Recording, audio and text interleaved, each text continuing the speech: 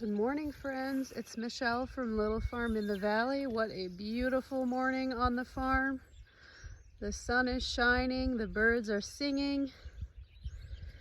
There's some dew on the grass this morning. You probably can't see that very well, but what a beautiful spring morning.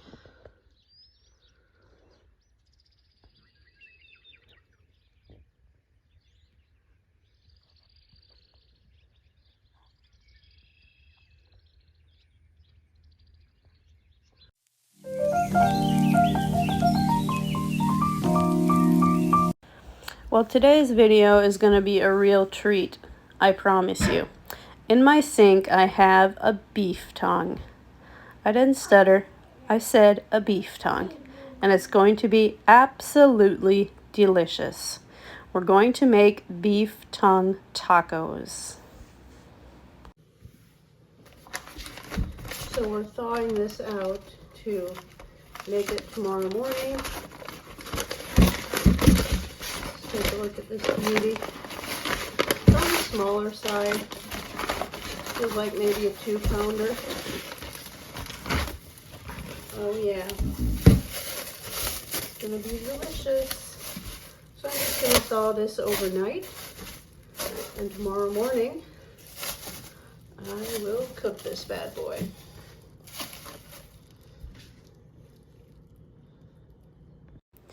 So I'm going to use my big stock pot for this just because it has to cook for 2 hours with the lid closed. So I don't want to use a little pot and have all the water evaporate on me or anything. So I'm just going to use my biggest pot. I'm adding some garlic and some red onions. And then I'm going to add some whole peppercorns. Just kind of eyeballing most of the stuff here. And then I'm going to do a couple generous spoonfuls of salt. Whatever salt you normally would use for cooking. I'm going to add 6 bay leaves, and then I'm going to add a splash of vinegar. So the next and last ingredient, of course, is our tongue. We're going to give that a good rinse and put it in the pot, and then we are going to cook this for 2 hours undisturbed.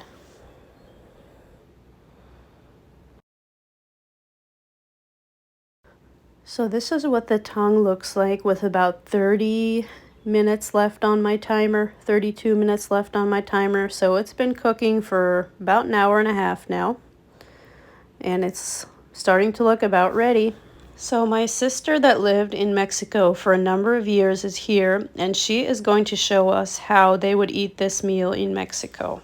So white flour, I'll just mix it for now.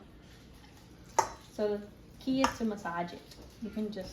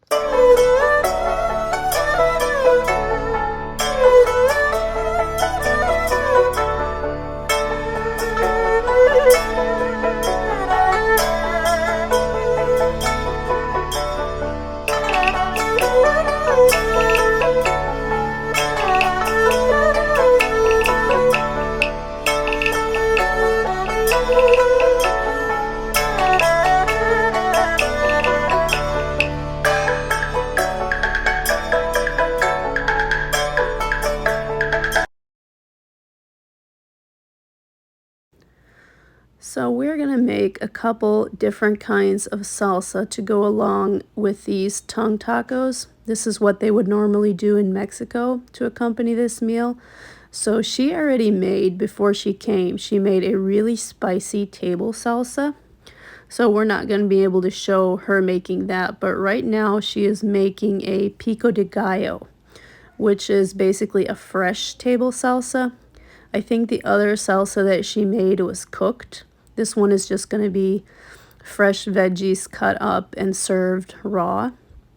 So we're going to start by dicing the onion very, very finely. And then we're gonna add all kinds of other good stuff. So this table salsa, in Spanish they would call it Pico de Gallo. So for those of you who are familiar with Mexican cuisine, you probably have heard of Pico de Gallo. I stepped outside to my little herb garden and picked some cilantro. My plants are still quite small, but I think we're gonna get enough cilantro just to at least give it a little bit of a cilantro taste. So of course we're doing tomatoes and onions, and then we're gonna do one of the spicy peppers that she brought.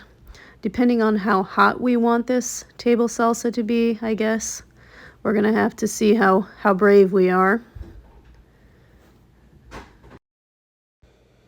So she's going to put one serrano pepper in here, and hopefully it won't be too spicy for us, but it's going to be delicious regardless. So as you can see in our bowl so far, we have tomatoes, onions, and that little bit of cilantro that I picked.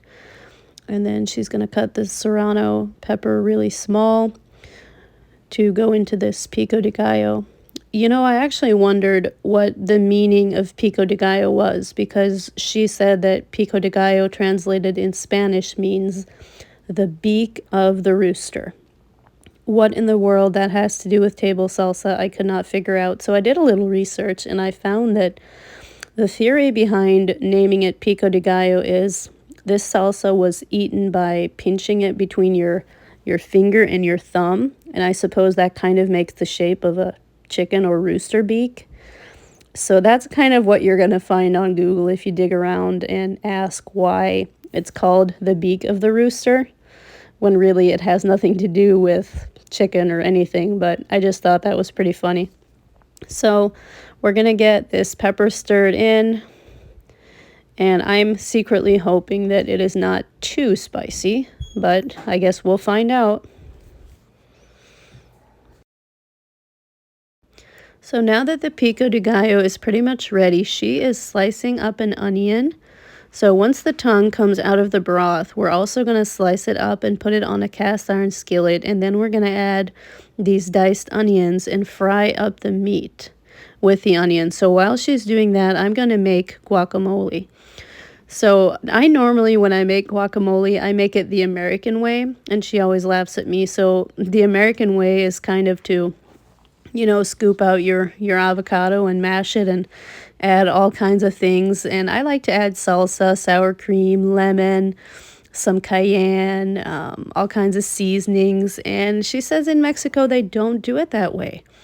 So in Mexico they would, of course, scrape and mash the avocado, but they don't really add all of the things that we add here in America. So she's going to have me add just some salt and some onion and garlic seasoning, and no sour cream, no salsa, no cayenne. So I'm a little bit worried.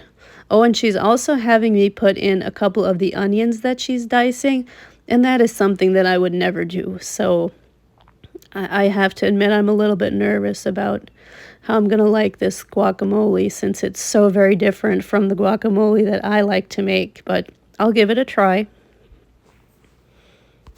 One thing that I like to do that she did let me do was when I have all the seasonings mixed in, I squeezed in half a lime. Now normally I would do lime juice and lemon juice, but she said absolutely not to the lemon. That is not something that they would do in Mexico. So I'm learning a lot. I'm learning a lot about how they would eat this meal in Mexico compared to how we would Americanize it here. So now I'm using my pestle and mortar to grind up some peppercorns into some salt, and we're going to use this as a seasoning for the beef tongue. Once it comes out of the pot and into the skillet, we're going to saute it with this salt and pepper seasoning. So after the 2 hours of cooking, we let the tongue rest for about 20 minutes, and now the moment of truth has arrived, so we are pulling it out of the pot. So apparently at this point, if you can easily peel the skin off of the tongue, then that should tell you that it is ready. So it's supposed to come right off, then you know it's ready.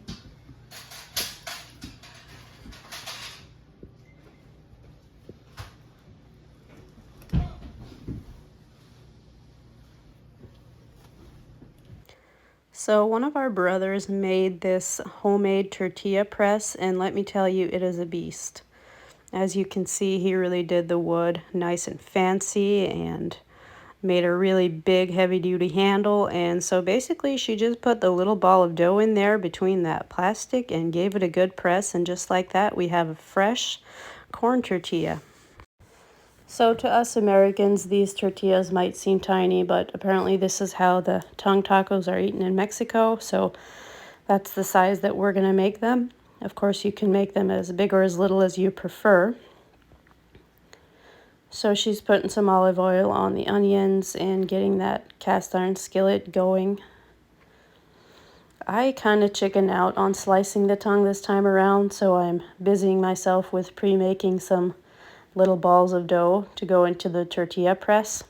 Maybe next time around I'll feel a little bit more confident and try my hand at slicing the tongue. So the tongue is now being sliced. And so basically what she did is she took the tongue itself and sliced it into steak, kind of thin steaks, as you can see here. And then she is taking the individual steaks and dicing it into small pieces. And I don't know what I thought that they did with these tongues. Maybe I thought that they just pull them out of the pot and shred them and throw them into a tortilla shell. But when I saw the size of the tortillas, it actually makes perfect sense to dice the meat that small, being that you have a really small tortilla. And I guess now that I've had them before, it makes perfect sense. As you can see, the tongue is still warm and steaming, and it's very, very tender. She's not having much of a problem at all in cutting this. So if anyone ever tries to tell you that your beef tongue is tough and rubbery, you're just not doing it right.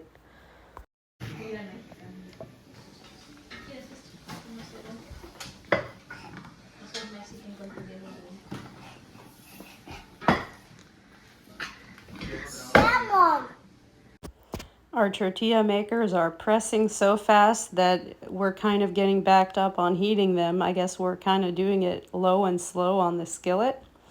We actually have two skillets going, but it's still going faster pressing them than heating them. So this is the tongue in the cast iron skillet, and we're going to put the salt and pepper that I crushed in the pestle and mortar. We're going to put that on there for seasoning, and we're also going to heat the tongue low and slow.